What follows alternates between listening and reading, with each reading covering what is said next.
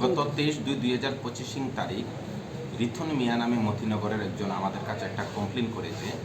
উনার বাড়িতে বিল্ডিংয়ের কাজ করার জন্য একজন লোক এসেছিল, যে উনার বাড়ি থেকে নগদ টাকা এবং স্বর্ণের অলংকার চুরি করে নিয়ে যায়। পরবর্তী সময়ে আমরা মোবাইল নাম্বার ট্র্যাক করে এবং একটা ফটো ও রিকভারি করতে পারি চুরের।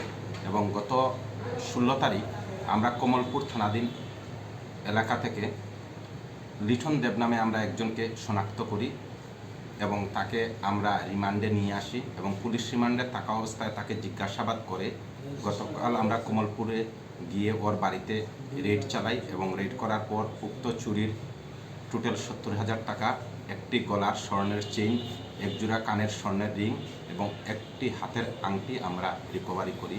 এবং এই টাকা দিয়ে সে চুরি করা টাকা থেকে সে একটি টিভি কিনেছিল, এই টিভিটাও আমরা সিজ করে নিয়ে আসি।